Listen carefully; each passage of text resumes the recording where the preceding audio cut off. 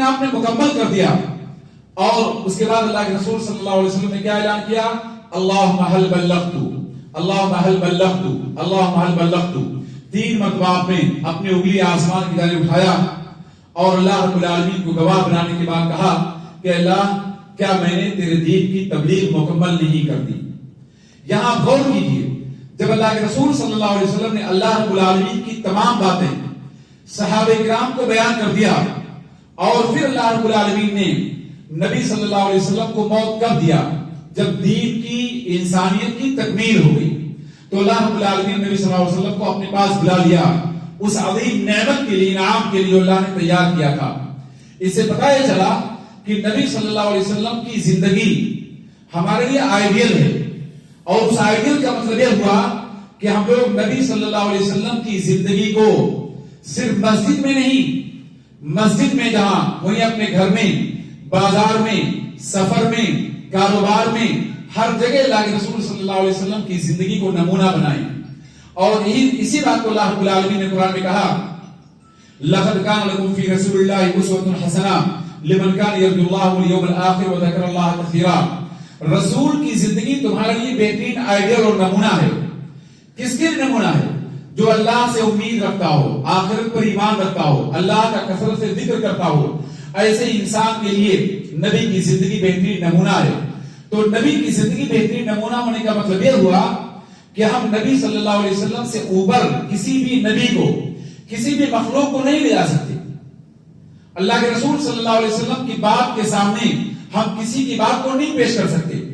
نبی صلی اللہ علیہ وسلم کا طریقہ اگر مل جائے تو ہم کسی اور کے طریقے کو نہیں پیش کر سکتے. یہ اللہ کے رسول پر ایمان کا مطلب ہوا، اور اس بات کو خود اللہ کے رسول صلی اللہ علیہ وسلم نے بیان کیا اپنی بہت ساری احادیث میں.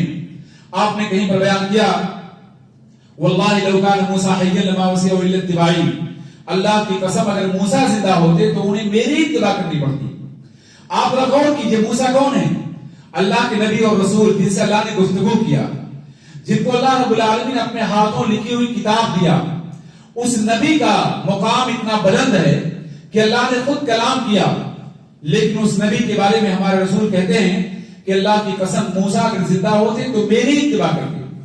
اور یہ بات صرف ہمارا رسول نہیں کہا، بلکہ اگر اس بات کو آپ سمجھنا چاہیں تو سورہ آل عمران میں اللہ رب العالمین نے خود اس بات کا اعلان کر دیا، وَإِذْ أَخَذَ اللَّهُ مِيثَاقَ النَّبِيِّينَ لَمَا آتَيْتُكُم مِّن كِتَابٍ وَحِكْمَةٍ ثُمَّ جَاءَكُمْ رَسُولٌ مُصَدِّقٌ لِّمَا مَعَكُمْ لَتُؤْمِنُنَّ بِهِ وَلَتَنصُرُنَّهُ قَالَ أَأَقْرَرْتُمْ وَأَخَذْتُمْ عَلَى ذَلِكُمْ إِصْرِي قَالُوا أَقْرَرْنَا قَالَ فَاشْهَدُوا وَأَنَا مَعَكُم مِّنَ الشَّاهِدِينَ فَمَن تَوَلَّىٰ بَعْدَ ذَلِكَ فَأُولَٰئِكَ هُمُ الْفَاسِقُونَ.